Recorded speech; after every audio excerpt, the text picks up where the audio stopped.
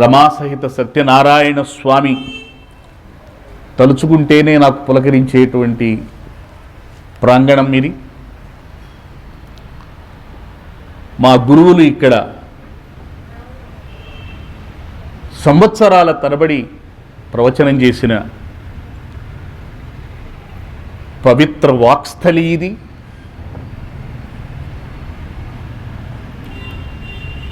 ఇది అతి ప్రాచీనమైనటువంటి దివ్యక్షేత్రాలలో గుంటూరు నగరానికి తలమానికంగా ఉన్న హరిహర దత్తక్షేత్రం. ఇటువంటి హరిహర తత్వ సమన్వయ స్థలం మనం ఎక్కడా చూడం. అటువంటి ఈ దివ్యక్షేత్రంలో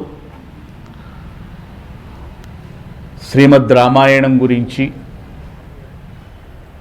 ఒక 40 రోజుల పాటు ఈ వేదిక మీదే 12 ఏళ్ల క్రితం చెప్పుకునే అదృష్టం కలిగింది. తర్వాత హనుమద్ వైభవాన్ని ఒక 11 రోజులు ఇక్కడే ప్రవచనం. ఈ విధంగా ఈ స్వామి సన్నిధిలో వాక్కైంకర్యం చేస్తూ గురువులు ప్రసాదించినటువంటి వాక్కుని సార్థకం చేసుకునేటువంటి భాగ్యశాలురులో నేనొకడిని. ఈ రోజున ఈ కార్యక్రమానికి విచ్చేసినటువంటి అస్మద్గురువర్యులకు పాదాభివందనాలు ఆచరిస్తున్నాను. మాకు వ్యాకరణం చెప్పిన పండితులు గురువులు ఉన్నారు.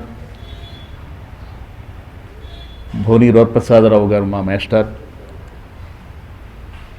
దత్తప్రసాద్ గారు, చావల్ గణపతి గారు, వీళ్ళందరికీ కూడా నమస్కరిస్తూ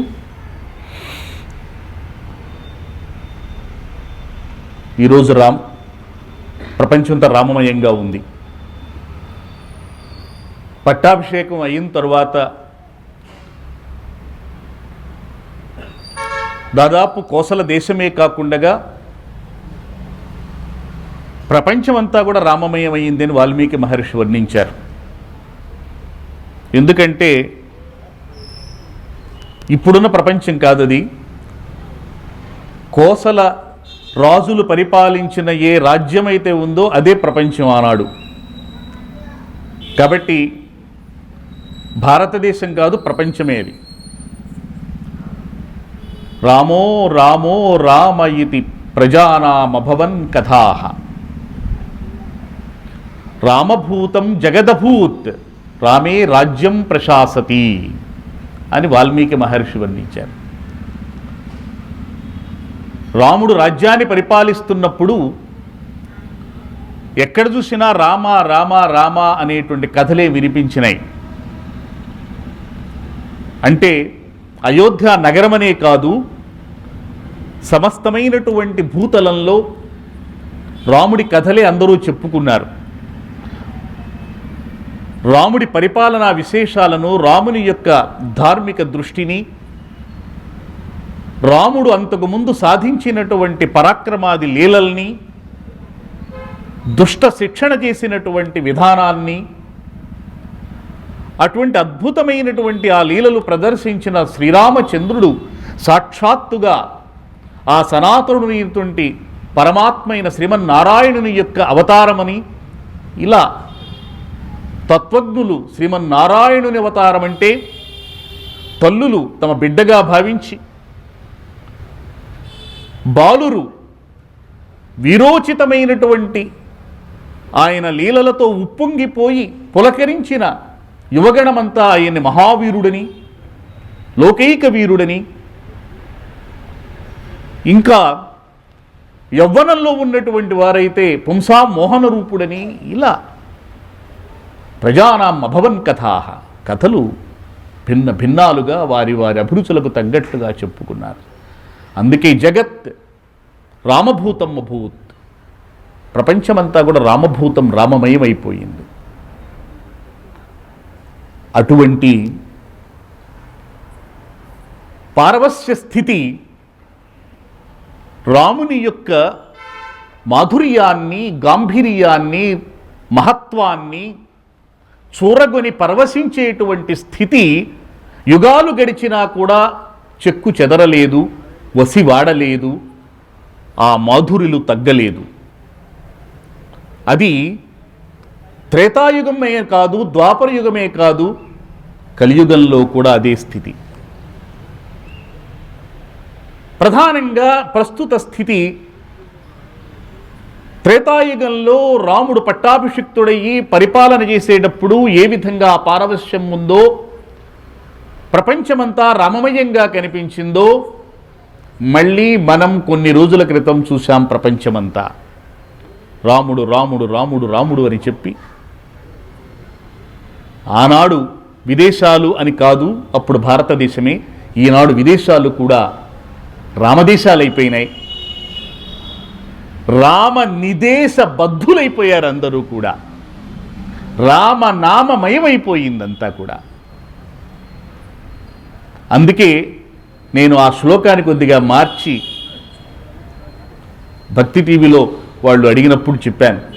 రామో రామో రామ ఇతి ప్రజానామభవన్ కథాః రామమయం జగదభూత్ బాలరామే ప్రతిష్ఠితే.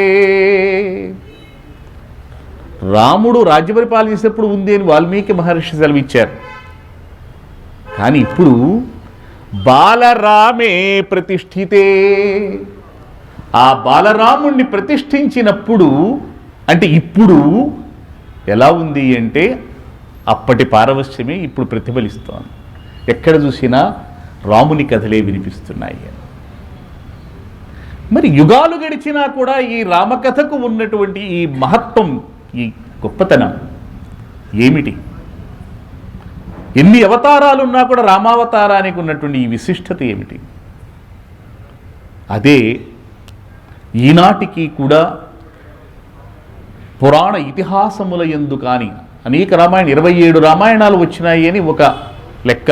సంస్కృతంలో మాత్రం 27 రామాయణాలు, అధ్యాత్మ రామాయణం, ఆనంద రామాయణం, సరే వాల్మీకి రామాయణం మూలం అనేకం. ఒక్కొక్క రామాయణంలో ఒక్కొక్క విశేషం ఉంది. ఇక ప్రాంతీయ భాషల్లో వచ్చిన రామాయణాలు అసంఖ్యాకం. ఉత్తర భారతదేశం మొత్తాన్ని కూడా ఉర్రూతలూగించేటువంటిది మహానుభావుడు తులసీదాస్ రామచరిత మానస్. ఇన్ని వచ్చినా కూడా ఇంకా తనివి తీరటం లేదు మానవుడికి. ఎందుకంటే ఆ రాముడి కథనే రాయాలి, రాముడి కథనే వినాలి, రాముడి కథనే అందరూ కూడా అనుభవించాలి. ఇది ఎందుకని అంటే రాముడి చరిత్రలో ఒక అంశం, ఒక్క చిన్న ఘట్టం, ఒక్క అంశం మనం ఆస్వాదించినా చాలు, ఏ పుణ్యక్షేత్రానికి వెళ్ళక్కర్లేదు అని రామదాస్ చెప్పాడు. నీ మహనీయ తత్వరస నిర్ణయ బోధ కథామృతాబ్ధిలో తామును గృంకులాడక వృధాతను కష్టము చెంది మానవుండి మహిలోని తీర్థములనెల్ల మునింగిన దుర్వికార హృత్తామస పంకముల్ విడునే దాశరథీ కరుణాపయోనిధి. మీకు ఇష్టమైనటువంటి భావం. నీ మహనీయ తత్వరస నిర్ణయ బోధ కథమృతబ్ధిలో శ్రీకృష్ణ తత్వము అలా అమృతంలాగా జున్నులాగా ఉంటుంది అనుకుంటారు, కానీ లోతుకెళ్ళిన కొద్దీ అది అగాధం. రాముడి తత్వము, రాముడు మనకి దగ్గరగా ఉన్నాడు అనిపిస్తుంది. రామయ్య మా తండ్రి, సీతమ్మ మా తల్లి అని త్యాగయ్యే హత్తుకున్నాడు గుండెలకి. కాబట్టి రామతత్వం ఎటువంటిది అంటే మానవుడికి చాలా దగ్గరగా ఉంటుంది. కృష్ణుడైతే ఇంకా దగ్గరికి వచ్చి వేలు పుచ్చుకుని మరీ వెళ్ళాడు ముక్తినివ్వటానికి. తాను స్వయంగా నడిపించుకు తీసుకువెళ్ళాడు ముక్తి మార్గం వైపు కృష్ణావతారంలో. అది గొప్పతనం. అందుకే లీలాశుకుడు ఒక మాట అన్నాడు, అవతారాహ సంత్వన్యే సర్వతోభద్రస్య సరసిజ నయనస్య సర్వతోభద్రస్య కృష్ణాదన్యః కోవా గో గోప గోపికా ముక్త్యై. అనేక అవతారాలు ఉన్నాయి, కానీ కృష్ణుడి కంటే మించిన అవతారమే ఉంది. ఆఖరి గోవుల్ని, గోపాలుర్ని, అలాగే గోవుల్ని, గోపాలకుల్ని, సమస్త మానవ జాతిని మోక్షాన్ని ఇచ్చాడు సులభంగా, భక్తిలో సౌలభ్యం అనే దానికి ఉదాహరణగా. రామావతారం అంత దగ్గరకు తీసుకున్నాడు, వానరుల్ని పశుపక్షాదుల దగ్గర తీసుకున్నాడు, జటాయువుకు మోక్షం ఇచ్చాడు. ఎక్కడో కానంలో పడి ఉన్నటువంటి శబరి వంటి ఆవిడికి కూడా దగ్గరకు వెళ్ళి ఆవిడిచ్చినటువంటి పండ్లు ఆస్వాదించి ముక్తిని ప్రసాదించాడు. కానీ ధర్మాన్ని బోధించాడు. అది అందుకని రామావతారానికి శిక్షకత్వం ఉంది. అంటే శిక్షించడం అంటే తెలుగు భాషలో దండించడం అని అర్థం. సంస్కృత భాషలో శిక్ష అంటే బోధించటం, టు ఎడ్యుకేట్. అందుకే హిందీ ప్రాంతాల్లో శిక్షాభవన్ అంటారు, ఎడ్యుకేషన్ డిపార్ట్మెంట్ భవనాల్ని. కాబట్టి శిక్షకుడు అంటే బోధించాడు, ఇలా ఉండాలి ఇలా ఉండాలని నేర్పాడు. అది రామావతారంలో ఉన్న గొప్పతనం. అందుకే రామో విగ్రహవాన్ ధర్మ సాధు సత్యపరాక్రమ రాజా సర్వస్య లోకస్య దేవానామివ వాసవః. అసలు అదేమిటో కానీ మనం అంటామే, ఈ అభిప్రాయం, ఈ స్టేట్మెంట్ అంటామే, ఇది ఇచ్చినవాడు రాక్షసుడు, మారీచుడు. కానీ అది ప్రపంచమంతా మారుమురిగిపోయింది. అంటే ఏమీ లేదు, ప్రతిపక్ష పార్టీ వాడు మనని మెచ్చుకుంటే మన విలువ పెరుగుతుంది. అలా అయింది. ఎందుకుని అంటే రాముడు రూపుదాల్చిన ధర్మము అన్నాడు. అది రామతత్వానికి ఉన్నటువంటి గొప్పతనం. ఎందుకుని అంటే ధర్మం అనేటువంటిది రాజశాసనం లాంటిది, వేద విహితమైనది ధర్మం.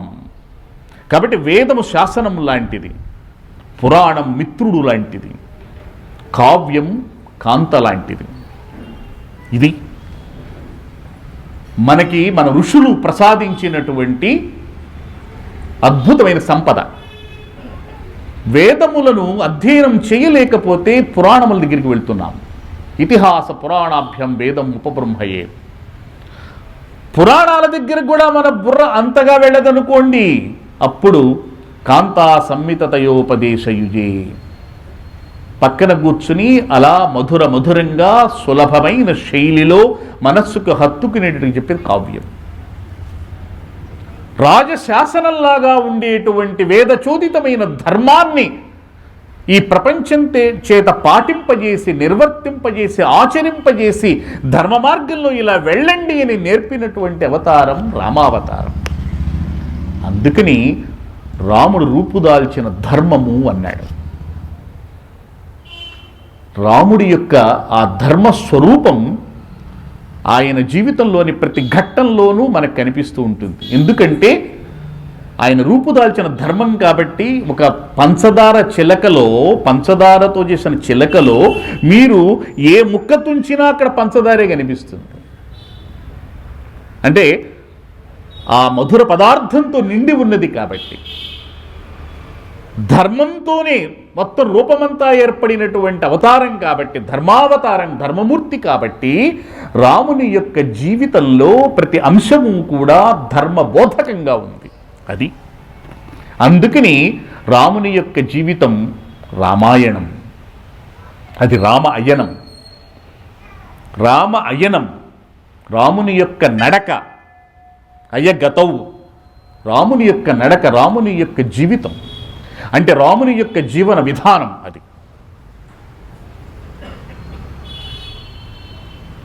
చాలామంది అడుగుతూ ఉంటారు, రామాయణం పట్టాభిషేకంతో పూర్తి అయిపోయింది కదా అని.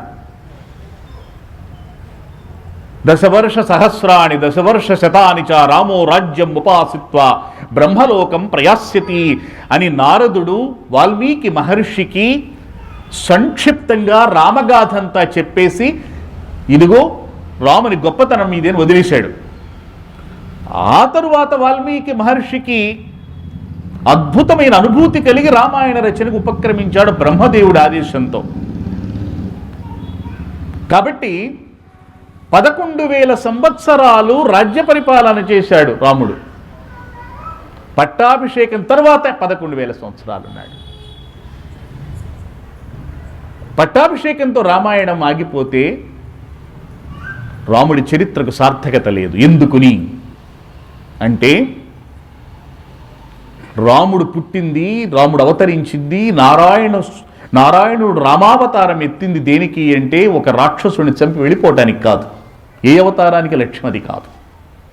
భాగవతం మాట చెప్పింది, మర్త్యావతారస్పిహ మర్త్య శిక్షణం రక్షోవధాయైవ నకేవలం విభో. దీని సమాధానం భాగవతంలో కనిపిస్తుంది.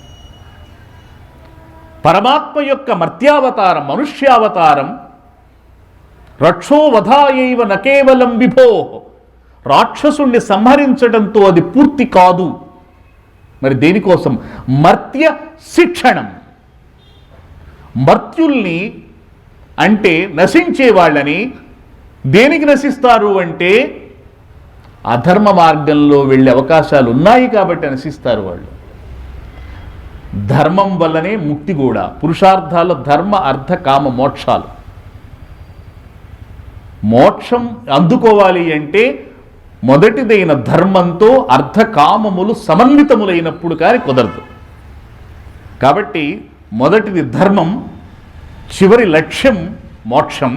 ఈ మధ్యలో ఉన్న అర్థకామములకు అప్రాధాన్యం, ధర్మముతో ఇవి కలిసి ఉండాలి అని మన మహర్షుల యొక్క సందేశం, ఆదేశం.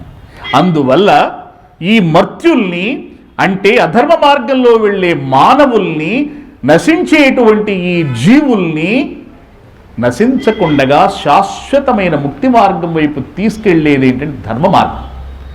అటువంటి ధర్మ మార్గం వైపుకి శిక్షణం అంటే నేర్పటం, అటు వెళ్ళండి అని నేర్పటమే అవతారం యొక్క లక్ష్యం. కాబట్టి రాముడు రావణాసురుణ్ణి వధించటంతో పూర్తి చేసుకోలేదు. ఆ తరువాత ఆయన సాగించిన జీవనం ముందే అదంతా కూడా అవతారం యొక్క లక్ష్యం. కాబట్టి రామాయణంలో భాగమే ఉత్తరకాండ కూడా. 24,000 శ్లోకాలు పూర్తి అవుతాయి. అందుకని రాముడి యొక్క అవతారానికి సమగ్రత, సంపూర్ణత ఎక్కడ వస్తుంది అంటే రాముడు అవతారం చాలించేంత వరకు ఆయన ఈ మానవ సమాజానికి అనేక విధాలుగా, యుగాలకు అతీతంగా, కాలానికి అతీతంగా ధర్మం అనేటువంటి దాన్ని ఏ విధంగా ఆచరించాలో నేర్పటం వల్ల కలిగేటువంటిది ఇది.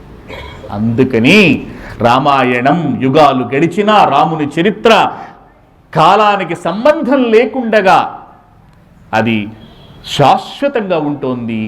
దాని నవీనత్వం పోవటం లేదు. అది నిత్య నవీనంగా వెలుగొందుతూనే ఉంది. అది గొప్పతనం. అందుకని రాముని యొక్క చరిత్రని ప్రతి ఒక్కడూ కూడా చక్కగా దానిని ప్రతి అంశంలోనూ ఆదర్శంగా తీసుకొని ఆచరిస్తేనే అప్పుడు రాముని యొక్క చరిత్ర రామాయణానికి సార్థకత. ఎందుకుని అంటే రాముడి గొప్పతనం ఏమిటి అంటే మనకి బాలకాండలో రాముని యొక్క అవతారము యొక్క గొప్పతనాన్ని నారద మహర్షి వాల్మీకి మహర్షికి చెప్పినప్పుడు ఆ రహస్యం మనకి వ్యాఖ్యాతలు అందించారు. ఎందుకంటే రామాయణం అవతారమే, రామాయణ అవతరణ, ఆ మహాకావ్య అవతరణ అది ఏర్పడినటువంటి విధానమే అద్భుతమైనటువంటిది. వాల్మీకి మహర్షి దానికోసమే ఆయన వచ్చాడు. ఆయన తపస్సంతా దానికోసమే ధారపుష్యాడు. ఒకనాడు వాల్మీకి మహర్షి కూర్చుని ఆలోచిస్తూ ఉన్నప్పుడు నారదుడు వచ్చాడు. అప్పుడు నారదుడిని అడిగాడు వాల్మీకి మహర్షి, తపస్వాధ్యాయ నిరతం తపస్వీ వాగ్విదాం వరం నారదం పరిపప్రచ్ఛ వాల్మీకిన్ ముని పుంగవం. ఎక్కడైనా సరే ఒక వ్యక్తికి సందేహం కలిగితే దాన్ని తీర్చటానికి 2 శక్తులు కావాలి. అదేమిటి అంటే ఒకటి సాధన, దాన్నే తపస్సు అంటాం. రెండవది జ్ఞానం, అదే స్వాధ్యాయం, వేదం. జ్ఞానము సాధన, జ్ఞానము అభ్యాసం రెండూ ఉన్నటువంటి వాడు ఎవరు అంటే నారదుడు. అందుకే నారదుడిని వాల్మీకి అడిగాడు. తపస్వాధ్యాయ నిరతం తపస్వీ వాగ్విదాంబరం.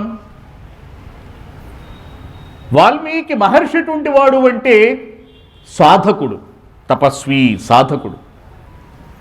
అప్పటికి జ్ఞానం పరిపూర్ణత చెందల. నారదుడు చెప్పిన తరువాత కానీ జ్ఞానం పరిపూర్ణత కాల. అందువల్ల తపస్వి అన్నాడు ఆయన విశేషణం. తపస్వాధ్యాయ నిరతం తపస్వి వాగ్విదాంబరం. చెప్పేటువంటి వాడికి కూడా వాక్కు కావాలి. వాక్కు అంటే ప్రతివాడికి భావం ఉంటుంది, కానీ ఆ భావాన్ని అందంగా చెప్పేటువంటి గొప్ప వాక్శక్తి ఉందే, అది ఎవరిస్తారు అంటే భగవంతుడే ఇస్తాడు. వాగ్వాదిన్యై నమః లలితా సహస్రనామంలో ఉంది. అంటే వాక్కునిచ్చేది ఆమె. ఎలా అంటే భావం అగ్ని రూపంలో ఉంటే జీవుడికి శరీరము లోపల భావం అగ్ని రూపంలో ఉంటే ఆ అగ్నిని ప్రజ్వరిల్ల చేసి వైఖరి వాక్కుగా తీసుకువచ్చేటువంటిది అమ్మవారు. అందుకే వాగ్వాదిన్యై నమః. భావాలు అందరికీ ఉన్నాయి కదా, ప్రతివాడికి భావం ఉంటుంది. హృదయం ఉన్న తర్వాత భావం ఉంటుంది కదా, ఆలోచన ఉన్నప్పుడు భావం ఉంటుంది. కానీ భావాన్ని అందంగా చెబుతాడు ఒకడు, ఇంక పరుషంగా చెబుతాడు ఒకడు, అర్థం కాకుండా చెబుతాడు ఒకడు, మృదువుగా చెబుతాడు. ఇన్ని రకాలు ఎలా వస్తుంది అంటే అనుగ్రహం వల్ల. అందుకని వాగ్వాదిన్యై నమః. కాబట్టి వాగ్విదాంబరం అటువంటి మధురమైనటువంటి తపశ్శక్తితో వచ్చినటువంటి వాక్కు కలిగినటువంటి వాడు నారద మహర్షి. ఆ నారద మహర్షిని వాల్మీకి మహర్షి అడిగాడు. ఏమని అడిగాడు అంటే, ఈ మొత్తం ప్రపంచంలో సృష్టిలో ధర్మ మార్గం వైపు నడిపించే అద్భుత వ్యక్తిత్వం కలిగినటువంటి గుణములు కలిగిన వాడు ఎవడన్నా ఉన్నాడా?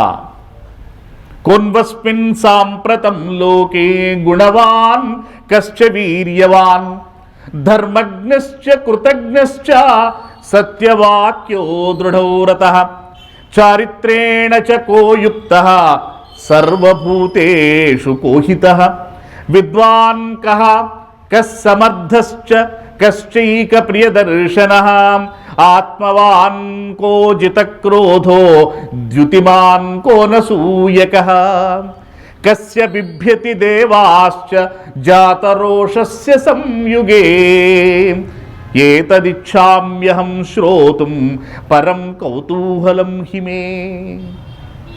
16 గుణాలు అడిగాడు. ఈ గుణాలన్నీ ఉన్నవాడు ఎవడున్నాడని అడిగాడు.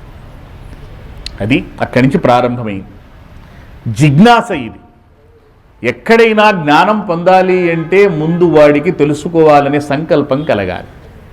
అందుకే మనకు ఉపనిషత్తులో నచికేతుడు గొప్పవాడు అయ్యాడు. జిజ్ఞాస యొక్క రూపమే నచికేతుడు. మొత్తం ఉపనిషత్తుల్లో నచికేతుడి పాత్ర అంత గొప్పగా ఉండడానికి కారణం అదే. ఎందుకుని అంటే జిజ్ఞాస ఎక్కడ ఉంటుందో అక్కడ ముందు జ్ఞానప్రాప్తికి సోపానం ఏర్పడుతుంది. ఇక్కడ నారదుని అడిగిన వాల్మీకి మహర్షి తపస్వి సాధకుడు. ఆయన తపశ్శక్తితో బ్రహ్మానుభూతిని పొందినా కూడా ఆయనకు బ్రహ్మతత్వం తెలిసినా కూడా జ్ఞాన సహకృతమైనటువంటి భక్తి చేత భగవత్ సాక్షాత్కారానికి దగ్గరలో ఉన్నాడు. అదే శ్రీరామ సాక్షాత్కారం. చివరలో శ్రీరామచంద్ర మూర్తిని చూశాడు, సీతాదేవిని ఆయనకు పరిచయం చేశాడు. సీతాదేవిని చక్కగా తన ఆశ్రమంలో ఆదరించి ఆమెకు పురుడు పోసి రఘువంశానికి ఆయన ఊపిరి పోసిన మహనీయుడు ఆయన. అది గొప్పతనం. అందుకని వాల్మీకి మహర్షి అంత సుకృతి ఎవడు లేడు.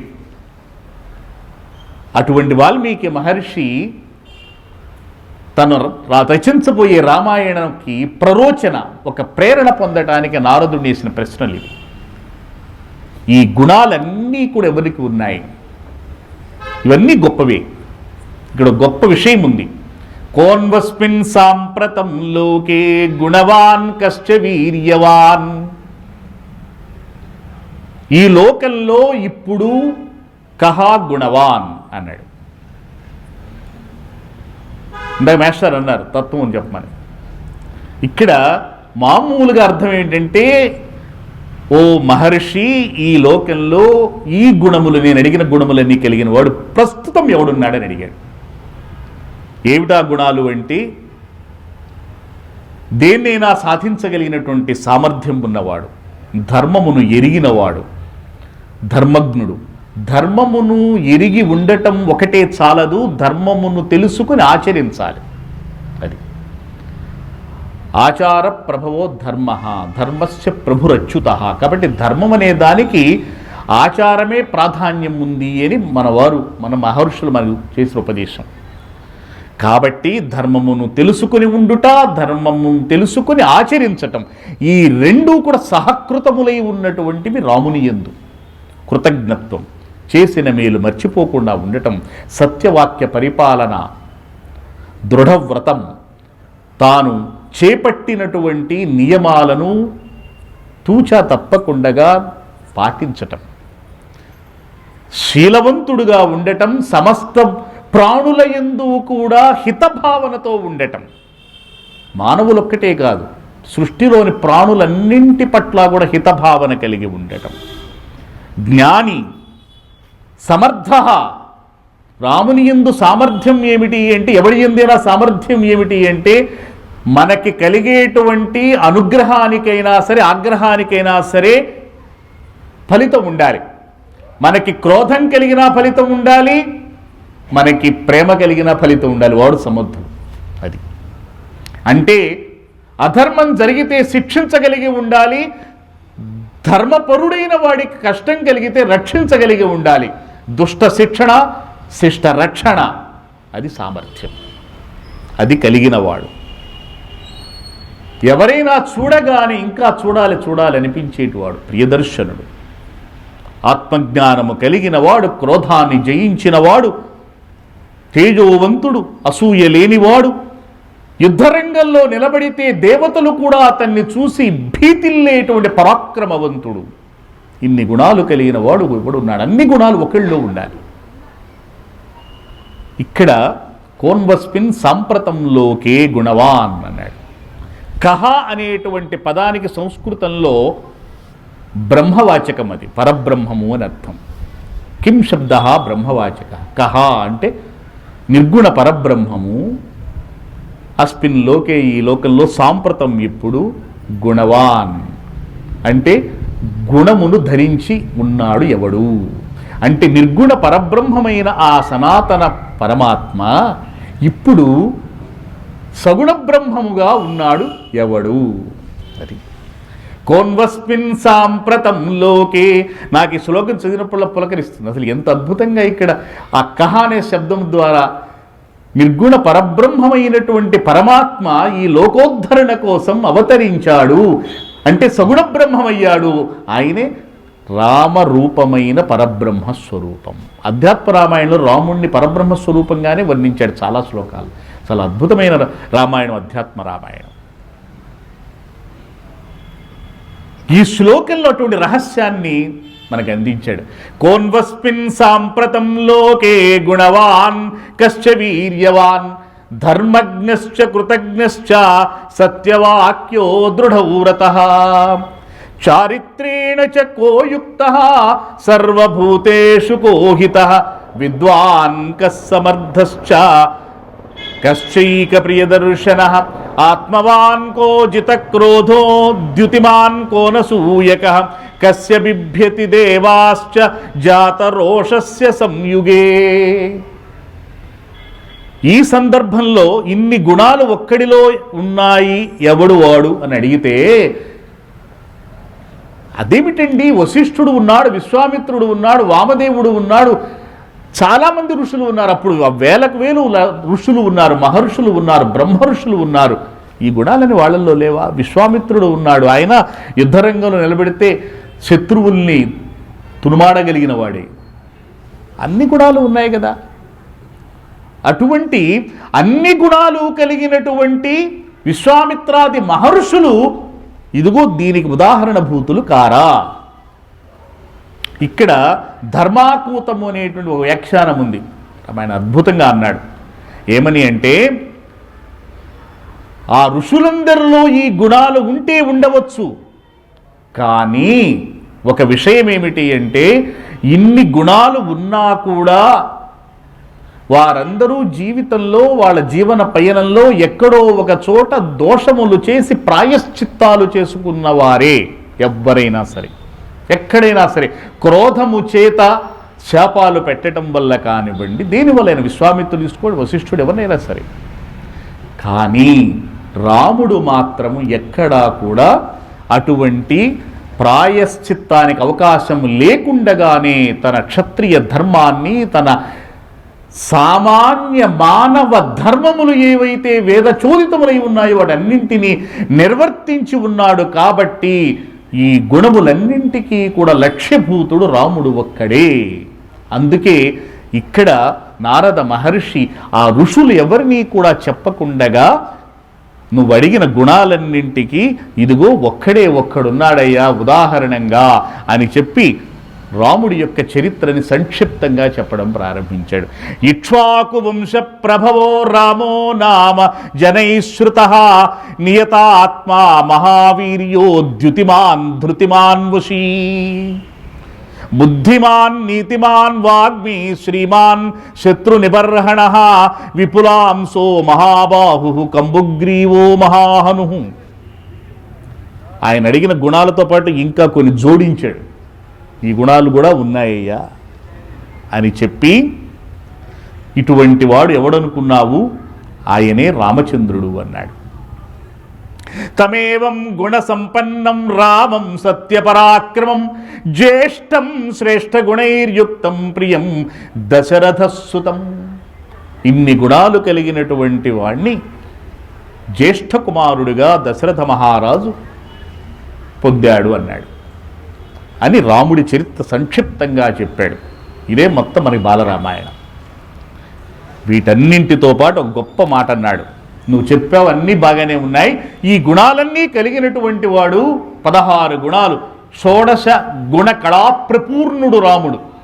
చంద్రుడి యందు 16 కళలు ఏ విధంగా ఉన్నాయో ఈ రామచంద్రుడి యందు కూడా ఈ 16 గుణ కళలు ఉన్నాయి.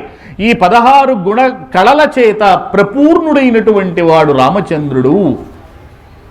నాయన, ఇందులో ఒక గొప్ప గుణం ఉంది. అదేమిటంటే రక్షిత జీవలోకస్య ధర్మస్య పరిరక్షిత రక్షిత స్వస్య వృత్తస్య ధర్మస్య చ పరంతపః. ఇది నారదుడు చెప్పిన గొప్ప విశేషమైన గుణం రాముడిలో. ఆ గుణాలన్నీ మానవుడిలో ఉన్నా, మానవుడిలో అంటే రాముడు మానవుడుగా అవతరించినప్పుడు ఆయన దాగి ఉన్న భగవత్తత్వం ఏది ఉంది అంటే ఇదిగో ఇదే సర్వలోక రక్షకత్వం అనేటువంటి గుణం. అది రక్షిత జీవలోకస్య, ఈ సమస్తమైనటువంటి జీవకోటిని రక్షించేటువంటి వాడతను అన్నాడు. అదేమిటండి, మానవుడు కదా, మానవుడు ఏ విధంగా జీవకోటిని రక్షిస్తాడు? జీవకోటికి అంటే శబరి లాంటి వాళ్ళకు కూడా మోక్షాన్ని ఇచ్చాడు కదా, ఎలా ఇస్తాడు? శబరి లాంటి వాళ్ళకి మోక్షాన్ని ఇవ్వటానికి సాధారణ మానవుడికి అర్హత ఎక్కడ ఉంది అని ఒక సందేహం కలుగుతుంది. దానికి సమాధానం అద్భుతంగా మనకి రామాయణంలోనే రామో సత్యేన జయతి అంటే రాముడు సత్యము చేతనే లోకాన్ జయతి, లోకాలను జయించాడు, దానము చేత దీనుల్ని జయించాడు అని మనకి అయోధ్యాకాండలో చెప్తాడు. ఇక్కడ ఒక చిన్న సంఘటన ఉంది. ఒకసారి ఒక చోళరాజు ఈ రామాయణం ఒక పౌరాణికుడి దగ్గర వింటూ ఒక ప్రశ్న వేశాడు సభలో.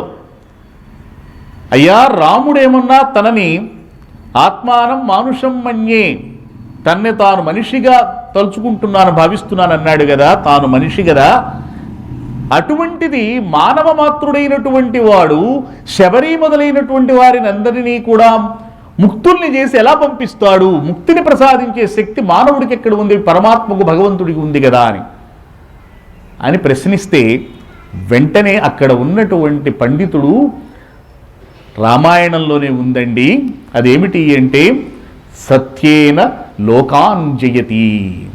రాముడు సత్యము చేత లోకాలను జయిస్తాడు అని దశరథుడే స్వయంగా పలికిన మాట. అంటే సత్యము చేత లోకాలను జయించడం అంటే ఇక్కడ కత్తిపుచ్చుకోవడం యుద్ధాలు చేయటం కాదు. జయించడం అంటే లోకాలను సృష్టించగలిగి ఉండటము, లోకాలను ఉపసంహరించగలిగి ఉండటం. అది కాబట్టి లోకాలన్నింటినీ కూడా తన వశములోకి తీసుకోగలిగిన శక్తి ఒక్క సత్యానికి ఉంది, సత్యనిష్టలో ఉంది. ఆ సత్యనిష్ట ఎవరిలో ఉంది అంటే రాముడి యందు ఉంది. కాబట్టి రాముడు మోక్షాన్ని ఇవ్వటానికి అర్హుడే. చాలా ఆనందించట. అక్కడ రహస్యం ఏమిటి అంటే తనని తాను మానవుడుగా భావించినా కూడా మానవుడు భగవత్ స్వరూపుడు ఎప్పుడవుతాడు అంటే సత్యనిష్ట కలిగి ధర్మాచరణ చేసినప్పుడవుతాడు నిరూపించినటువంటి అవతారం. కాబట్టి రామావతారం మనందరికీ ఆదర్శప్రాయమైంది. అది చెప్పటం కోసమే ఇక్కడ రక్షితా జీవలోకస్య అన్నాడు. జీవలోకాన్ని, జీవకోటినంతటినీ కూడా రక్షించగలిగినటువంటి వాడు. అంటే జీవులందరినీ, ప్రాణులన్నింటినీ కూడా రక్షించగలిగినటువంటి వాడు రాముడు. అంతేకాదు ధర్మస్య పరిరక్షిత. జీవులందరినీ రక్షించాలి అంటే అందులో దుష్టులు కూడా ఉంటారుగా, అధర్మ మార్గంలో వెళ్ళే వాళ్ళు కూడా ఉంటారుగా. మరి వాళ్ళని ఏం చేస్తాడు అంటే వాళ్ళని రక్షించడు, వాళ్ళని శిక్షించి వాళ్ళని ధర్మ మార్గంలో ఉండాలి, లేకపోతే ఇలా అవుతుంది అనే సందేశం ఇస్తాడు. అదే కదా భాగవతులు మొన్న అందరం విన్నాం చెప్పినప్పుడు. శిశుపాలుడిని వధించిన తరువాత శిశుపాలుడు కృష్ణుడి యందు అతని తేజస్సు విలీనమైనప్పుడు ధర్మరాజు అడిగాడు, అదేమిటి ఋషులేమైనా 1000 సంవత్సరాలు తపస్సు చేస్తే వాళ్ళకి దిక్కు లేదు, కానీ వీడు రోజు తిట్టిపోసేటువంటి వాడు 100 తప్పులు చేస్తే వాడిని శిక్షించి వాడి శిరస్సును ఖండించి వాడిని నీలో లీనం చేసి వాడికి ముక్తినిచ్చావు, ఇదేమిటే అన్యాయం కదా, అందరూ తిడతారు రేపు పొద్దు నుంచి అట్టయితే, ఇదేదో బాగుంది షార్ట్ కట్ అని చెప్పి.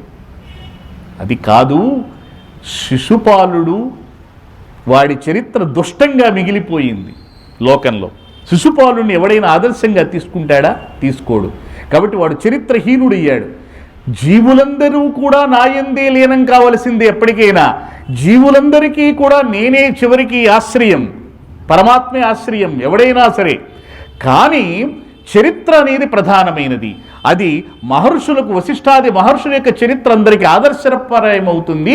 శిశుపాలాది దుష్టుల యొక్క చరిత్ర ఎవరికైనా ఆదర్శం అవుతుందా? కాదు కదా. అదే తేడా. కాబట్టి ఆ ఆదర్శం కోసమే మనము సన్మార్గము వైపు ప్రయాణం చెయ్యాలి. కాబట్టి ఇక్కడ కూడా రామచంద్రుడు కూడా ధర్మస్య పరిరక్షిత, ధర్మాన్ని పరిరక్షించేటువంటి వాడు. అంటే జీవకోటిలో కూడా ధర్మపరాయణులు ఎవరైతే ఉన్నారో వారినందరినీ కూడా రక్షించినటువంటి వాడు. సుగ్రీవాదుని రక్షించాడు, గుహుణ్ణి మిత్రుడుగా స్వీకరించాడు, విభీషణుడికి ఆశ్చర్యమిచ్చి లంకాధి రాజ్యాన్ని ఇచ్చి ధర్మ ప్రతిష్టాపన చేశాడు రాక్షస రాజ్యంలో కూడా. అది ధర్మస్య పరిరక్షిత. రక్షిత స్వస్య ధర్మస్య స్వజనస్య చ రక్షిత. స్వజనుల్ని రక్షించేవాడన్నాడు. స్వజనులు అంటే ఎవరు అంటే బంధుమిత్రాదులు కాదు, తనవాళ్ళు కాదు, రక్త సంబంధీకులు కాదు. ఇక్కడ స్వం అంటే ఆత్మ, స్వజనులు అంటే ఆత్మజ్ఞానము కలిగిన వారు, సత్యనిష్ట ధర్మాచరణ పరాయణులు ఎవరైతే ఉన్నారో వారినందరినీ కూడా రక్షించేవాడు. అటువంటి రాముడి యొక్క చరిత్ర ఇదిగో నేను సంక్షిప్తంగా చెబుతున్నాను అని చెప్పి రాముడి యొక్క చరిత్రనంతటినీ కూడా సంక్షిప్తంగా చెప్పి చివరికి పట్టాభిషిక్తుడైనటువంటి రాముడు 11,000 సంవత్సరాలు పరిపాలన చేస్తాడు అని చెప్పి ముగించాడు నారదుడు. ఇది రాముడి చరిత్ర చెప్పాడు. విన్నాడు వాల్మీకి మహర్షి. ఏమన్నాడు చివరిలో? రామో రాజ్యం ఉపాసిత్వా బ్రహ్మలోకం ప్రయాస్యతి అన్నాడు. ఇది భవిష్యత్ కాలం వాడాడు ఇక్కడ. విచిత్రం ఏమిటి అంటే ఈ కథ వినే సమయానికి అక్కడ రామచంద్రుడు పట్టాభిషిక్తుడి పరిపాలన చేస్తున్నాడు. అప్పుడు వాల్మీకి మహర్షికి నారదుడి ద్వారా వినే అవకాశం కలిగింది. అంటే అక్కడ పట్టాభిషిక్తుడి రాజ్య పరిపాలన చేసే సమయానికి వాల్మీకి మహర్షి నారదుడి ద్వారా శ్రీరామచంద్రుడి యొక్క కథ విన్నాడన్నమాట. అది అంటే ఇద్దరు కూడా సమకాలికులు. వాల్మీకి మహర్షి అలాగే రామచంద్రుడు సమకాలికుడు. అంటే తన కథానాయకుణ్ణి తానే చూశాడు. వాల్మీకి మహర్షి ఎంత అదృష్టవంతుడు. అక్కడ అయ్యా పట్టాభిషిక్తుడయ్యాడు, 11,000 సంవత్సరాల రాజ్యాన్ని ఉపాసించి బ్రహ్మలోకం వెళ్ళిపోతాడు అని చెప్పి ముగించాడు. అంటే భవిష్యత్తు ఇంకా చాలా ఉందని చెప్పాడు. ఇక్కడ రాముడు రాజ్యాన్ని ఉపాసించి అన్నాడు. ఇక్కడ శాసిత్వ అల్లా, శాసిత్వ అనే మాట వాడలేదు, ఉపాసిత్వ, ఉపాసించి అన్నాడు. అంటే ఉపాసన అంటే ఏమిటి? అసభువి అన్నమాట, దగ్గర కూర్చోవటం, దగ్గర ఉండటం. అంటే దేవతలకు అంటే దైవానికి దగ్గరగా ఉండటమే ఉపాసన. అదే ఉపవాసం కూడా. అంటే దైవానికి దగ్గరగా ఉండే విధానం ఏది ఉందో అది ఉపాసన. ఉపాసిస్తున్నాం అంటే అర్థం అదే. ఎలా అంటే మనోవాక్కాయ ఉపాసన. మానసికంగా దగ్గర ఉండటం అంటే ధ్యానం, వాక్కు ద్వారా దగ్గర ఉండటం నామస్మరణ, కాయికంగా దగ్గర ఉండటం పూజాదులు చెయ్యటం కఠిన నియమాలతో. ఈ త్రికరణ శుద్ధిగా చేసేటువంటి ఉపాసన ఏది ఉందో అది సామీప్యాన్ని తెలియజేస్తుంది. రాముడు రాజ్యాన్ని ఉపాసించాడు అంటే రాజ్య పరిపాలనను ఆయన శాసించటమో అధికారంగానో భావించలేదు. ఇది దైవ ఆరాధనగా భావించాడు. అంటే ధర్మదేవత ఆరాధనగానే భావించాడు. అది గొప్పతనం. ఇది రాముని యందు రాజ్య పరిపాలనా నైపుణ్యాన్ని తెలియజేస్తుంది. రామాయణం మొత్తం ఇదే పరుచుకుంది, వ్యాపించింది. రామాయణంలో అంతా కూడా రాముని యొక్క గొప్పతనాన్ని చెప్పారు. విచిత్రం ఏమిటంటే రాముడు రాజ్య ధర్మానికి ఆదర్శప్రాయుడు. ఆయన ఒక విచిత్రం ఉంది ఇక్కడ. రాముడి వంశంలో చాలామంది రాజులు పుట్టారు. అందులో రఘుమహారాజు ఒకడు గొప్పవాడు. ఆయన విశ్వజిత్ యాగం చేసి తనకున్న సంపదలని దానాలు చేసేసి చివరికి మట్టి పాత్రలతో మిగిలిపోయాడు. ఆయన అంత దానం చేశాడు. చివరికి మట్టి కుండలు మిగిలిన ఇంట్లో అంత సంపద అంతా అడిగిన వాడికి లేదని దానం చేశాడు. అప్పుడు కూడా ఒకడు వచ్చి శిష్యుడు, ఒక గురువుగారి శిష్యుడు వచ్చి 14 కోట్ల బంగారు నాణ్యాలు మా గురువుగారి గురుదక్షిణ ఇవ్వాలంటే అయ్యో నా దగ్గర లేదని బాధపడి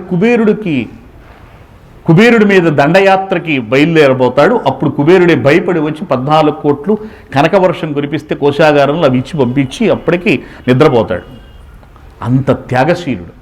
అటువంటి రఘుమహారాజు పేరు మీద ఆ వంశం రఘువంశమయ్యింది. ఆ రఘువు తర్వాత వచ్చినవాడు రామచంద్రుడు. మరి రాముడు వచ్చిన తర్వాత ఈయన ఇంకా గొప్పవాడు కదా చరిత్రలో. మరి రామవంశం అని ఎక్కడా అనలా, రఘువంశం అని అన్నారు. రామరాజ్యం అన్నారు, రఘువంశం అన్నారు. త్యాగే నైకేన అమృతత్వమానశు. ఎప్పుడైనా సరే త్యాగం అనేది గొప్పది, అమృతత్వాన్ని ఇస్తుంది. అక్కడ త్యాగ పురుషుడు ఆయన. అందుకని ఆ వంశం మొత్తం కూడా రఘువు పేరు మీదుగా అది సుప్రసిద్ధమైపోయింది. రఘుమహారాజు యొక్క త్యాగశీలత్వం ఉందే అది ఆ వంశానికి గొప్ప ప్రసిద్ధిని తెచ్చింది. ఆ వంశం యొక్క మహత్వాన్ని చాటి చెప్పింది. అందుకని రఘువంశమయ్యింది. ఆ తరువాత వచ్చిన రాముడి ప్రభావం కూడా ఆ రఘువు యొక్క పేరును తీసేయలేకపోయింది. కానీ రాముడి యొక్క గొప్పతనం ఏంటంటే రాముడు రాజ్యాన్ని ఎలా పరిపాలించాలో, ధర్మబద్ధంగా ఎలా పరిపాలించాలో, మనువు మార్గాన్ని అనుసరించి ఎలా పరిపాలించాలో, ఈ భారత భూమిలో స్మృతి గ్రంథములు ఏ విధంగా చెప్పినాయో ధర్మబద్ధ పరిపాలన చెయ్యమని, అటువంటి అంటే ప్రపంచానికి ఆదర్శప్రాయమైనటువంటి పరిపాలనా సూత్రాలను, పరిపాలనా గుణాలను, పరిపాలకుడికి ఎలా ఉండాలో నేర్పినటువంటి వాడు రామచంద్రుడు ఒక్కడే అని చెప్పటం కోసం ఈ అవతారంలో పరిపాలక గుణాలన్నీ చూపించాడు. కాబట్టి అది రామరాజ్యం అయ్యింది. ఇప్పటికైనా అది అనుసరించవలసిందే పరిపాలకుడు అనేటువంటి వాడు. అప్పుడే మనందరం ఊరికి రామరాజ్యం అంటే ఊరికే కాదు, అవి అనుసరిస్తేనే అవుతుంది. అది రాముడిలో ఉంది. కాబట్టి ఆయన రాజ్యాన్ని ఉపాసించాడే తప్ప శాసించలేదు. ఆ ఒక్క పదం ద్వారా అద్భుతమైనటువంటి సందేశాన్ని మనకు అందించాడు మహర్షి. నారదుడు అలా అని విరమించాడు. ఇదంతా విన్న తరువాత విచిత్రం ఏంటంటే ఋషికి నిగ్రహ శక్తి ఎక్కువ ఉంటుంది కదా. కానీ ఇది విన్న తరువాత ఆయనకి ఆ గాథంతా కూడా మనస్సులో అలా మెదులుతోంది, భావిస్తున్నాడు. అది చెవుల్లో రింగు రింగుమని మోగుతోంది, అది ప్రతిధ్వనిస్తోంది.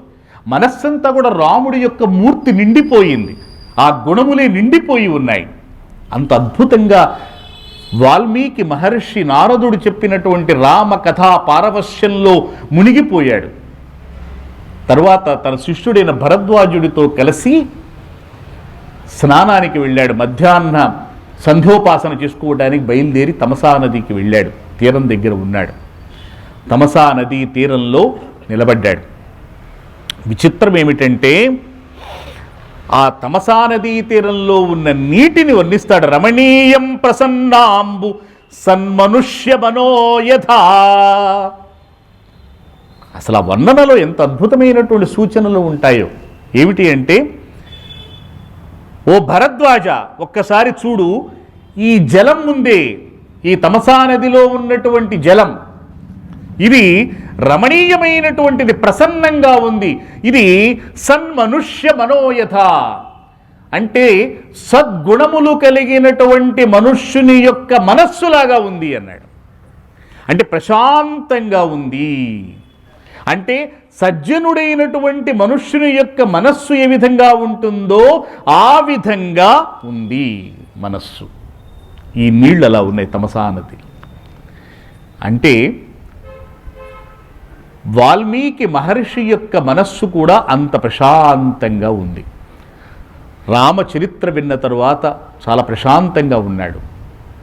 అటువంటి ప్రశాంతమైనటువంటి ఆ నదీ జలంలోకి ఒక చిన్న రాయి వేస్తే ఏమవుతుందో భవిష్యత్తును సూచించటం అన్నమాట ఇది. చూసావా ఎంత బాగున్నాయో ప్రశాంతంగా నీళ్ళన్నీ, నా మనస్సులాగా ఉన్నాయి ఇవన్నీ, ఒక మంచి మనస్సులాగా ఉన్నాయన్నాడు. ఇలా అని ఆ నదిలోకి అలా వెళ్ళబోతున్నాడు, అడుగు పెట్టబోతున్నాడు. ఇంతలోకే తస్యాభ్యాసేతు మిథునం చరంతమనపాయినం దదర్శ భగవాన్ తత్ర క్రౌంచయో చారునిస్వనం. ఇంతలో అక్కడ క్రౌంచ పక్షుల జంట చక్కగా కిలకిలారావాలు చేస్తూ కనిపించింది. అది ఆకర్షణీయంగా ఉంది. అది విన్నాడు. తస్మాత్తు మిథునాదేకం పుమాంసం పాప నిశ్చయ జఘాన వైర నిలయో నిషాదస్తస్య పశ్యతః. ఆ క్రౌంచ పక్షుల జంటని ఒకడు చూశాడు, బోయేవాడు.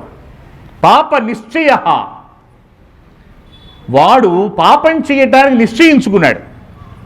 ఎందుకంటే ఇక్కడ చాలా ప్రశ్నలు వస్తాయి తరువాత, వాటన్నిటి సమాధానాలు చెప్పేశాడు ఆయన. అంటే వాడు చంపాలని అనుకున్నాడు, ఇవాళ పక్షుల్ని చంపి ఇంటికి తీసుకెళ్లాలనుకున్నాడు. వాడు ముందే నిర్ణయించుకుని బయలుదేరాడు. వాడు ఒక టార్గెట్ పెట్టుకున్నాడు. వాడు జఘాన వైర నిలయ, వాడికి సహజంగానే ఆ పక్షుల మీద వైరం ఉంది. ఆ పక్షులని కాదు, ఏదో చంపాలంతే వైరం. పిల్లికి ఎలుకను చూడగానే ఏముంది, వైరం, అంతే, చంపేస్తుంది, అదేం చేయదు. కుక్క ఆ పిల్లి వెంటబడుతుంది, సహజ వైరత్వం. వీడికి కూడా అలాగే వైర నిలయ, శత్రుత్వానికి వాడు నిలయం. అంటే వాడు సహజంగానే గూడు కట్టుకుంది వాడి గుండెలో శత్రుత్వం. అటువంటి వాడు ఆ నిషాదుడు. వాడు జఘాన పుమాంసం, అందులో ఒక పక్షిని కొట్టాడు. అది మగపక్షి. ఆ పక్షికి దెబ్బ తగలగానే అది తతః కరుణ వేదిత్వా తధర్మోయమితి ద్విజః నిశామ్య రుదతీం క్రౌంచీం ఇదం వచనమబ్రవీత్. అది పెద్దగా ఆర్తనాదం చేసింది. ఎవరు చేశారు అంటే, మగపక్షి పడిపోయింది చచ్చి, ఆ విరహవేదనతో ఆడుపక్షి ఏడ్చింది. ఆ కరుణ రస ఉప్పతిల్లేటువంటి, చిప్పిలేటువంటి ఆ నాదం విన్న తరువాత ఋషి యొక్క హృదయమంతా కూడా, ఇందాకేమన్నా తమసా నదీ జలము ఒక మంచి మనుష్యుని యొక్క మనస్సులాగా ప్రశాంతంగా ఉందన్నాడు. ఆ నీటిలో ఒక రాయి పడింది. ఇప్పుడు అలలు లేచినాయి, కలవరం బయలుదేరింది. అది విన్న తరువాత ఆ ఋషి యొక్క మనస్సు శోకార్తమయ్యింది. శోక శ్లోకత్వమాగత. ఆ శోకమే శ్లోకంగా, అసలు ఆయనకేమీ తెలియదు, ఆయన నోటి వెంట నుంచి ఒక శ్లోకం అలా జాలువారింది, ప్రవహించింది. ఇది అసంకల్పితంగా జరిగింది, అనుకోలే. ఆయన డిక్షనరీ తీసి ఈ పదం వేస్తే బాగుంటుందనుకునో కొట్టివేసి ఇలా శ్లోకాన్ని రచించలేదు ఆయన. మా నిషాద ప్రతిష్టాం త్వమవగః శాశ్వతీ సమాహ. మా నిషాద ప్రతిష్టాం త్వమగమః శాశ్వతీ సమాహ. యత్క్రౌంచ మిథునాత్ ఏకమవధీ కామమోహితం. ఆయన నోటి నుంచి వచ్చినటువంటిది ఏంటో ఆయనకే తెలియదు, ఆశ్చర్యంగా ఉంది ఆయనకి. ఏమిటి ఇలా వచ్చింది అనుకున్నాడు. మా నిషాద ప్రతిష్టాం త్వమగమః శాశ్వతీ సమాహ. యత్ క్రౌంచ మిథునాదేకమవధీ కమమోహితం. ఇది నోటి వెంట వచ్చేసింది. వెనకాల ఉన్న శిష్యుడు భరద్వాజుడు అప్పుడే దాన్ని బైహార్ట్ చేసేసాడు, ధారణ చేసేసాడు. ఇప్పుడు ఇవన్నీ ఎవడు రాశాడు? కూర్చుని రాశాడా? ఇన్ని శ్లోకాలు కూర్చుని రాశారా? త్యాగరాజస్వామి గారు కృతులు చెప్పితే ఆయన రాశాడని ఎక్కడుంది? లేదు కదా. ఆయన పక్కన శిష్యులు ఒకడు ఉండేవాడు, ఆయన కృతి చెబుతూ ఉంటే వాడు అలా ధారణ చేసేసిన తర్వాత ఆ తర్వాత గ్రంథస్థం చేశాడని మనం చెబుతారు.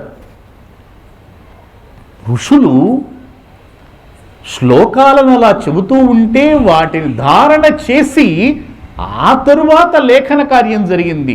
కాబట్టి ధారణే ప్రధానం పూర్వం. అందుకే శృతులు వేదములు వినటమే, శ్రవణము చేతనే వాళ్ళు పొందటం తప్ప, వాటిని ధారణ చేయటం తప్ప కూర్చుని రాసుకోవడం అనేది లేదు. ఇక్కడ భరద్వాజుడు గురువు గారి నోటి వెంట వచ్చిన ఈ శ్లోకాన్ని ధారణ చేసేసాడు. అందులో భావం అవన్నీ ఆలోచించాల. గురువుగారు నోటి వెంట వచ్చేసింది, ఏంటి ఇలా అంటున్నాడు ఆయన అనుకున్నాడు. అదంతా కూడా చాలా ఎలా ఉందంటే లయాత్మకంగా ఉంది, ఒట్టి మాటల్లాగా లేవు. మా నిషాద ప్రతిష్టాం త్వమగమః శాశ్వతీ సమాహ. ఎక్కడా కూడా వచనంలాగా లేదది. ఏమిటిది? ముందు ధారణ చేశాడు.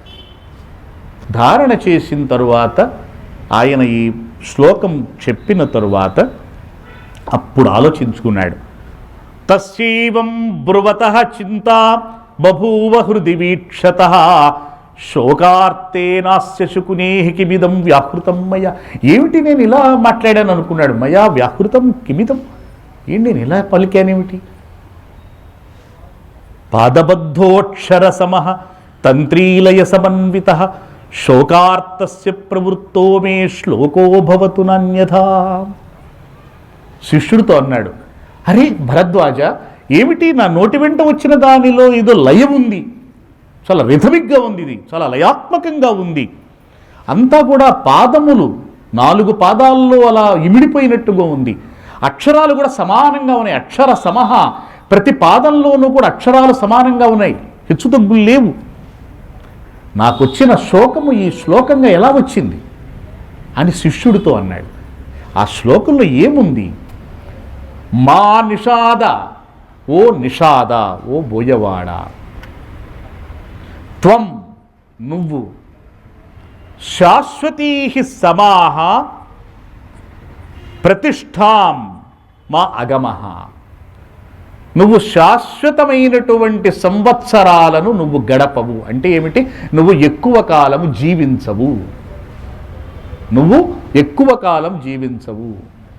ఒక మాటలో చెప్పాలంటే, మన ఎవరి మీద కోపం వస్తే ఒరే చస్తావురా అంటామే, అలా అనేసాడు. అయితే సంస్కృతంలో తిడితే అందంగా ఉంటుందంటారు. ఇది చక్కగా సంస్కృత భాషలో నువ్వు ఎక్కువ కాలం జీవించవురా. మనం ఎవరన్నా తిట్టేటప్పుడు రే తప్పుడు పనులు చేస్తున్నావు చస్తావురా అంటాం, అదే అన్నాడు. శాశ్వతీ సమాహ, ఎక్కువ సంవత్సరాలు నువ్వు, ప్రతిష్టాం మా అగమః, నువ్వు జీవించవు. ఎందుకు ఆ మాట అంటున్నావు అంటే దానికి కారణం చెప్పాలిగా. యత్, ఎందుకంటే క్రౌంచ మిథునాత్ ఏకం అవధీ కామమోహితం. క్రౌంచ మిథునాత్, క్రౌంచ పక్షుల జంటలో నుండి ఏకం, ఒక దానిని, పుంలింగం వాడాడు అక్కడ, అంటే మగపక్షిని, కామమోహితం అవధి, అందులోనూ అది కామమోహితం అంటే తన యొక్క భార్యతో కలిసి ఉంది, ప్రియురాలితో చక్కగా అది సరస సల్లాపాలలో ఉంది, గృహస్థంగా ఉంది అది. అటువంటి దాన్ని చంపావు నువ్వు, ఇది అధర్మం. కాబట్టి నువ్వు వెంటనే నశించిపోతావన్నాడు. అసలు దీని మీద చాలామంది ఆక్షేపణ చేశారు. ఆయన ఋషి కదా, ఋషి కోపం ఎందుకు వచ్చింది, కోపం వచ్చినా కూడా శాపం ఎందుకు పెట్టాడు, ఇలా. వాడు చేసినటువంటిది తప్పు కాదు కదా, వాడు బోయవాడు, నిషాదుడు. నిషాదుడి యొక్క వృత్తి ఏమిటి? పక్షుల్ని కానీ జంతువులు కానీ చంపి తినటం, అది వాడి వృత్తి. అది అటువంటప్పుడు తప్పేముంది, వాడు బాణం వేసి చంపాడు. కానీ ప్రతి వృత్తిలోనూ కొన్ని ధర్మాలు ఉన్నాయి, వృత్తి ధర్మాలు అవే కదా. ఇప్పుడు మనకి ఇంజనీరింగ్లో వాటిల్లో కూడా ఉన్నాయి, కొన్ని ఎథిక్స్ ఉన్నాయి కదా, అంటే దానికి కూడా కొన్ని నియమాలు ఉన్నాయి కదా. అక్కడ దొంగతనానికి కూడా నియమాలు ఉన్నాయి. మనకి మృత్యుగట్టికం అనే నాటకంలో ఆ దొంగ వాడు శర్విలోకుడు అనేటువంటి వాడు దొంగతనం చేయడానికి వెళ్ళి తొంగి చూస్తాడు. అక్కడ చిన్న దీపం వెలుగుతూ ఉంటుంది. అరే ఇది బెడ్రూమ్ ఏమో అని చెప్పి వాడు ఆ రూమ్ని దాటేసి అవతలకి వెళ్ళిపోతాడు. వాడు అంటే ఏంటి, శయన మందిరం దగ్గరికి వెళ్ళకూడదు, శయనాగారం దగ్గరికి వెళ్ళకూడదు, అంటే పడక గదుల దగ్గరికి వెళ్ళకూడదు అని దొంగ యొక్క నియమం అనమాట. అంటే దొంగకు కూడా నియమం ఉంది, ఇప్పుడైతే చంపేసేసి దొంగలను లాక్కుని వెళ్ళిపోతారు. వాడక్కడ చోరుడికి కూడా కొన్ని నియమాలు ఉన్నాయి, దొంగతనంలో కూడా కొన్ని నియమాలు ఉన్నాయని చెబుతాడు వాడు. అలాగే వృత్తి నియమాలు ఉంటాయి. ఆ వృత్తి నియమాలలో వీడు చంపాలి, చంపు నువ్వు, కానీ కామమోహితం జంట చూశాడు. జంట చూసినప్పుడు చంపకూడదు కదా, జంటగా ఉన్నప్పుడు చంపుతారు. ఆఖరికి రోడ్డు మీద జంటగా స్కూటర్ మీద వెళ్తున్నా కూడా పోలీసు ఆయన ఆపడు. చూడండి విచిత్రం. పోలీసుడు ఆపి ఏది నీ లైసెన్స్ కార్డులో చూపించని అనడు, వదిలేస్తాడు వాడు. అంటే అక్కడ కూడా పర్వాలేదు, నేను ఎందుకు వెళ్తున్నారు వాడు జంటగానే. చూడండి ఇక్కడ వాడు హింసాత్మక ప్రవృత్తి కలిగిన వాడు అయినప్పటికీ కూడా, నిషాదుడి యొక్క వృత్తి అదే అయినప్పటికీ కూడా దానికి కొన్ని నియమాలు ఉన్నాయి. అవి ఏమిటి అంటే, జంటగా ఉన్నటువంటి పశుపక్షాదుల్ని చంపరాదు, ఎందుకంటే వాటిని వేరు చేయరాదు. ఇక్కడ వీడు క్రౌంచ మిథునాత్, క్రౌంచ పక్షుల జంటలో నుండి ఏకమ్మవతి, నువ్వు ఒకదాన్ని చంపావు, అందులోనూ కామమోహితం. ఆ రెండూ కూడా చాలా సఖ్యతతో దగ్గరగా ఉన్నప్పుడు చంపావు, కాబట్టి నువ్వు అధర్మం చేశావు. కాబట్టి ఋషి శాపము ఇవ్వటంలో తప్పు లేదు, వాడు చంపటంలో మాత్రం వాడు వృత్తి నియమాన్ని ఉల్లంఘించాడు, కాబట్టి వాడు శాపగ్రస్తుడయ్యాడు. అందులో వాడు అందుకే ముందే పాప నిశ్చయ అని పదం పడ్డాడు. వాడు ముందే నిర్ణయించుకున్నాడు చంపుదామని.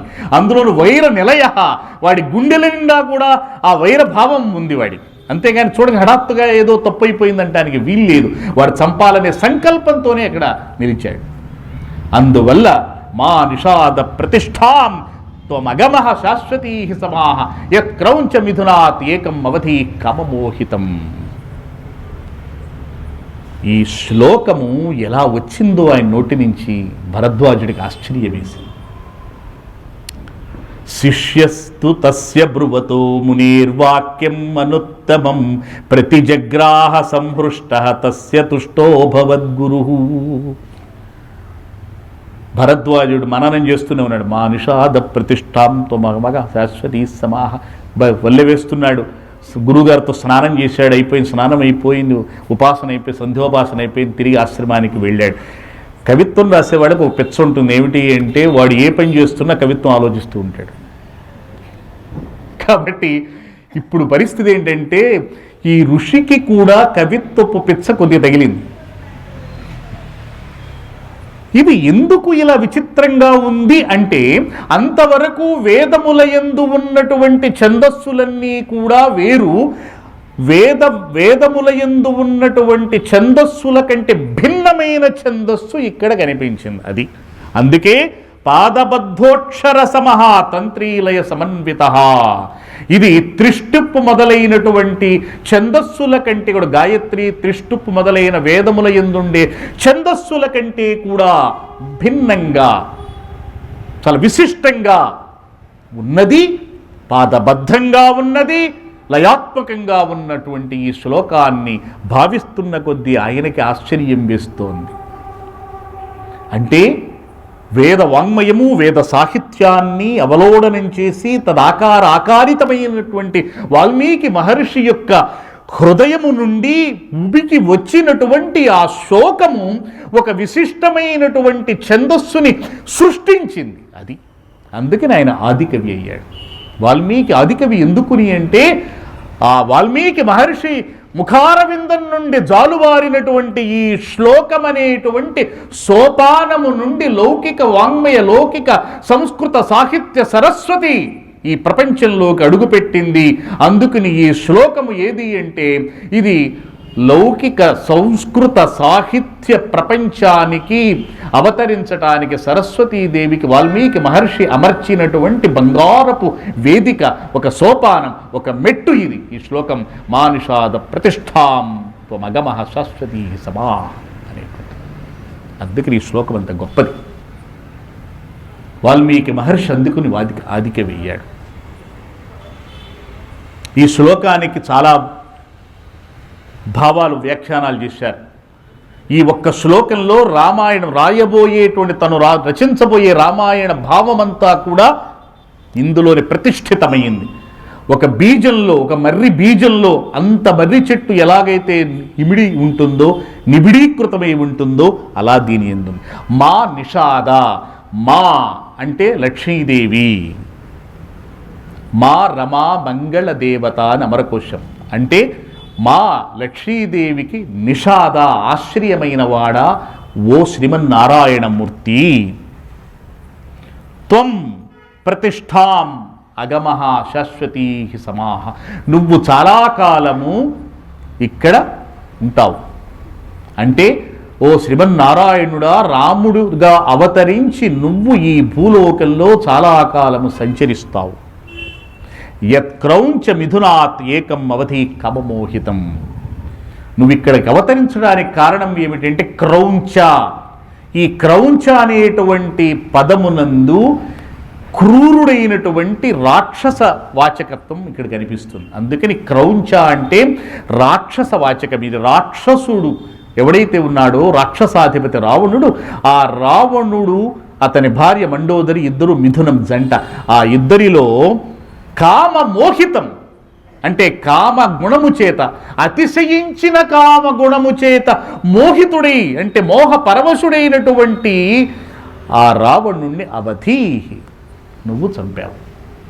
అంటే రామావతార కథ మొత్తాన్ని భవిష్యత్తులో తాను రాయబోయేటువంటి రామాయణ గాథనంతటినీ కూడా ఈ శ్లోకంలో ఆయన తెలియకుండగానే నిబిడీకృతమై అది ఒక్కసారి జాలువారింది, వెలువడింది.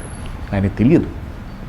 అందుకని ఈ శ్లోకం చాలా గొప్పది. అందుకే వాల్మీకి మహర్షిని వర్ణిస్తూ భోజ మహారాజు చెంపు రామాయణం రాశాడు. అందులో మార్గదర్శి మహర్షి అన్నాడు. వాల్మీకి మహర్షి ఎవరు అంటే మార్గదర్శి.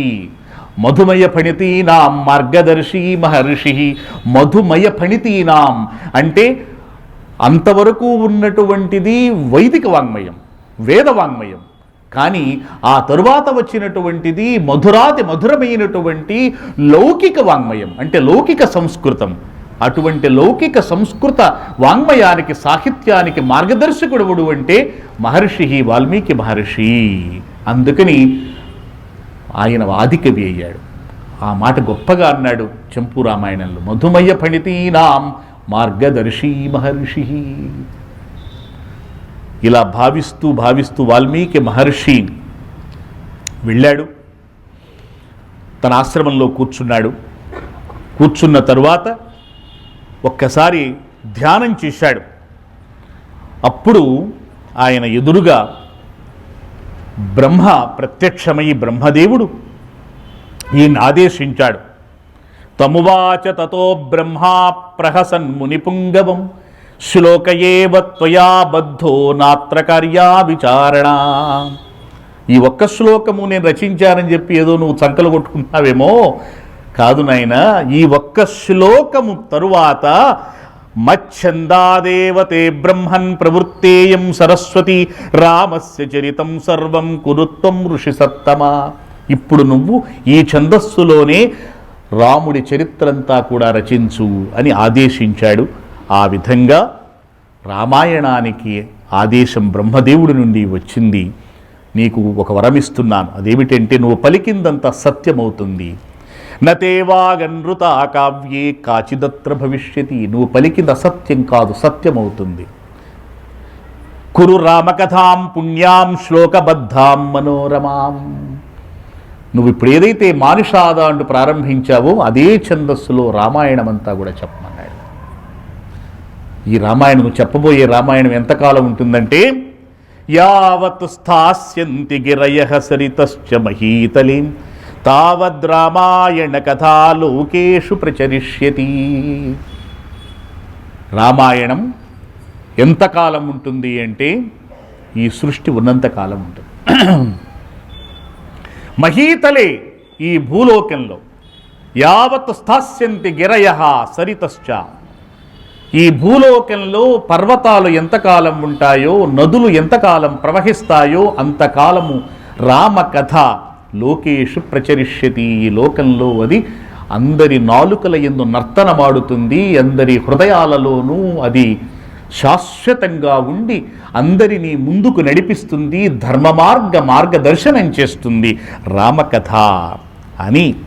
నీ ద్వారా ఈ రామకథ అనే గంగ అన్ని లోకాలకు పరివ్యాప్తమవుతుంది అని వర్ణించాడు. అప్పుడు రామకథకు అంకురార్పణ జరిగింది. రామాయణ అవతరణ అంత అద్భుతమైనటువంటి సన్నివేశంగా మిగిలింది. అసలు అన్నింటికీ మూలము రామచరిత్ర అని మనకి మహర్షులు పలికారు. ఎందుకంటే చరితం రఘునాథస్య శతకోటి ప్రవిస్తరం ఏకైకమక్షరం ప్రోక్తం మహాపాతక నాశనం. అంటే రాముడి చరిత్ర శతకోటి ప్రవిస్తరం, 100 కోట్లుట, 24,000 కాదు, 100 కోట్లు. ఆ రాముడి చరిత్ర 100 కోట్లలో రచించబడిన రామ చరిత్ర 100 కోట్లయితే ఆ చరిత్ర నుండి, ఆ రాముడి చరిత్ర నుండి మొత్తము పురాణాలు ఇతిహాసాలన్నీ వచ్చినాయని. అందులో ఏకైకమక్షరం ప్రోక్తం, ఒక్కొక్క అక్షరం మహాపాతక నాశనం, మహాపాతకాలు కూడా నశింపజేస్తుంది అని. ఇక్కడ ఒక చిన్న ఐతిహ్యం ఉంది. 100 కోట్ల ఈ రామచరిత్రను బ్రహ్మదేవుడు ఈ లోకంలో ప్రచారం చేయటానికని చెప్పి అందరినీ పిలిచాడు, ముల్లోకవాసులు. అప్పుడు ముల్లోకవాసులు అన్నారు, ఈ రామకథ ఏదో ఒక లోకానికి పరిమితమైతే లాభం లేదు, దీనిని ముల్లోకవాసులమైన మాకు పంచిపెట్టమన్నారు. ఆస్తి పంపకంలాగా 100 కోట్ల శ్లోక సంఖ్యాకమైనటువంటి ఈ రామగాథని ఎలా విభజించాలి? 100 రూపాయలు విభజించడం ఎట్లా కుదురుతుంది? 33 రూపాయల చొప్పున విభజిస్తే 1 రూపాయి మిగిలిపోతుంది, 99 అవుతుంది. 100 కోట్లను విభజించడం ఎలా? బ్రహ్మదేవుడికి ఇది ఒక పెద్ద సమస్య అయింది. అప్పుడు విభజించాడు, వాళ్ళు ఒత్తిడిని తట్టుకోలేక విభజిస్తే చివరిలో మిగిలిపోయింది. అలా విభజించుకుంటూ వెళ్ళాడు. ఇలా విభజించుకుంటూ వెళ్ళగా ఒక శ్లోకం మిగిలిపోయింది. ఆ శ్లోకంలో 8, 8, 16, 16, 16, 32 మొత్తం 4 పాదాల్లో 32 అక్షరాలు ఉంటాయి. ఈ 32 అక్షరాల్లో ముల్లోకవాసులకు 3 పదుల చొప్పున విభజించేశాడు. 30 అక్షరాలు తీసేసుకున్నారు, 2 అక్షరాలు మిగిలినాయి, 2 అక్షరాలు మిగిలిపోయినాయి. ఈ 2 అక్షరాలు ముల్లోకవాసులు ముగ్గురికి ఎలా పంచుతాడు? కొట్టుకోవడం ప్రారంభించారు. బ్రహ్మదేవుడికి ఏం చేయాలో అర్థం కాల. ఎక్కడ సమస్య ఉంటుందో ఆ సమస్యను పరిష్కరించడానికి ఎవరు దిగుతారు అంటే శివుడు దిగుతాడు, పరమేశ్వరుడు. విషం రాగానే ఎవరికి కూడా పారిపోయారు. వచ్చాడు మహానుభావుడు, విషాన్ని తాను గరళాన్ని తీసుకున్నాడు. ఎక్కడైనా సరే ఆ పరమేశ్వరుడు పాపం త్యాగపురుషుడు. మహానుభావుడు వచ్చన్నాడు, ఆ 2 అక్షరాల కోసం కొట్టుకు వస్తున్నారు ఎందుకు, ఆ 2 అక్షరాలు నాకు ఇవ్వచ్చు కదా అన్నాడు. ఆ 2 అక్షరాలు ఏమిటి అంటే రామ అనేది. అప్పటి నుంచి ఆ పరమేశ్వరుడు ఆ 2 అక్షరాలని ఆయన ఉపాసిస్తూ ఆ రామ మంత్రం చేతనే ఆ పరమేశ్వరుడు రామభక్తుడయ్యాడు, రాముడు పరమేశ్వర భక్తుడయ్యాడు. అదే శివకేశవ భేదం, అదే హరిహర దత్తక్షేత్ర మహత్వం. ఇటువంటి రామగాథని మరి జరిగిందా లేదా మొదలైనటువంటి విచిత్రమైన మాటలన్నా వారణా సుబ్రహ్మణ్య శాస్త్రి గారని ఆయన బాలవ్యాసుడు అంటారు. అక్షరాక్షరము రామాయణంబు నిజంబు మునుల పల్కులు కల్లలనుట ఎట్లు. ప్రతి అక్షరము కూడా రామాయణం, అది నిజం. మునుల పల్కులు కల్లలనుట ఎట్లు కాదు కల్పితమన్నా. కాదు ఇది కల్పితమే అంటే మేదిని వాల్మీకి బోలు కవీంద్రుండు పుట్టడెందు. ఒకవేళ నువ్వు కల్పితమే అన్నావు అనుకో, అటువంటి కల్పిత కావ్యమైన రామాయణాన్ని రచించినంత ఘనుడైనటువంటి కవి ఈ ప్రపంచంలో ఎవడున్నాడు? పోని కల్పితమే అందాం. అట్లా అనుకున్నా ఇంత గొప్ప కల్పనాసహితమైన కావ్యాన్ని రచించేటువంటి ఘనుడు ఎవడున్నాడు? కల్పితం కాదు, ఋషుల మాటలు కల్పితాలు కావు. నువ్వు కల్పితమన్నా కూడా వాల్మీకి అంతటి గొప్ప మహాకవి లేడు. పురుషులకు ఆదర్శముగా రాము, పురుషులందరికీ ఆదర్శప్రాయుడుగా రాముణ్ణి, స్త్రీలకు ఆదర్శముగా ఆగ సీతను, స్త్రీలకు ఆదర్శప్రాయురాలైనటువంటి సీతను సృజించి బ్రతుకుడి ధర్మ మార్గమునంచు వాళ్ళిద్దరినీ రచించి సృజించి సృష్టించి ఆ పాత్రలను మన ముందు ఉంచి వాళ్ళిద్దరిని చూసి బ్రతకండిరా మీరు అని చెప్పి ఈ భారత ప్రజకు నొసగే, ఈ భారత ప్రజానీకానికి ఆ వాల్మీకి మహర్షి అందించాడు. అదే గొప్పతనం, అంతకని ఏం కావాలి అని చెప్పి అద్భుతంగా వారణా సుబ్రహ్మణ్య శాస్త్రి గారు రామాయణ తత్వకథనాలు, మహాభారత తత్వకథనాలు చెండాడు వదిలిపెట్టాడు నాస్తికుల్ని, చార్వాకవాదుల్ని. ఆ రోజుల్లో జాతి మత ప్రభేదముల సంస్మరింపక రామచంద్రునాసేతు హిమాచల క్షితి భజింప. ఇక్కడి నుంచి సేతు రామేశ్వరం నుంచి కన్యాకుమారి దాకా కూడా జాతి మత ప్రభేదాలు లేక రామును ఉపాసించే వాళ్ళల్లో ఎంతమంది అన్యమతస్థులు ఉన్నారు. కాబట్టి జాతి మత ప్రభేదాలు లేకుండగా రామచంద్రుణ్ణి భజిస్తున్నారు. పరాత్పరుడంచు నీవెదో ఏతరివ్రాత వ్రాసి క్షితి ఎల్ల గలంపదలంతు వేదియో రీతిగా రామభక్తి విహరింపగ మానదు భారతావని. ఎవడు ఇన్ననుకుంటే నాకేమిటి, ఈ భారతదేశంలో ఈ ప్రపంచంలో జాతి కులాతీతంగా రామ భక్తిని విడిచిపెట్టిన వాడెవడూ లేడు. ఎందుకంటే రాముడి యొక్క భక్తి ఇక్కడ అణువణువున నిండి ఉంది. నరనరాన కాదు, నరనరాల్లో కాదు. ఎట్లా ఉంది అంటే ఇది భవ్యమ్మగు భరత జాతి ధరిత్రికస్థిగతమైన రామభక్తి అంచు నేడఖిల భారతమ్ము త్రికరణమ్ముల తన్మయమ్ము రామమయమ్మునయ్యే లోకాభిరామమయ్యే అని మొన్న చెప్పాను నేను భక్తి ఛానల్. ఎట్లా ఉంది చెప్పండి, ఈ ఉద్విగ్న క్షణాలు ఎలా ఉన్నాయంటే ఇది అస్థిగతమైన భక్తి. ఇది భారత జాతిలో ప్రతి భారతీయుడికి కూడా ఎముకల యందు ఉన్నటువంటి భక్తి, నరాల్లో ఉన్నది కాదు. నరాల్లో ఉంటే నరం తెగిపోతుంది, నరం క్షీణిస్తుంది, కానీ ఎముకలు ఎక్కడ కుళ్ళిపోవు. చచ్చిపోయినా కూడా ఎముకలు భూమిలో ఉంటాయి ఇంకా. కాబట్టి భారతీయుల ఎముకలు కుళ్ళిపోయినా, వాడు మరణించినా వాడి యొక్క ఎముకల యందు కూడా రామభక్తి ఉంటుంది. ఇది శాశ్వతము అస్థిగతమైన భక్తినే ఎడకిల భారతమ్ము త్రికరణమ్ముల తన్మయమ్ము రామమయమ్మునై లోకాభిరామమయ్యే. కాబట్టి ఈ లోకమంతా కూడా ఈ రోజున రామమయమైపోయింది, లోకాభిరామమైపోయింది.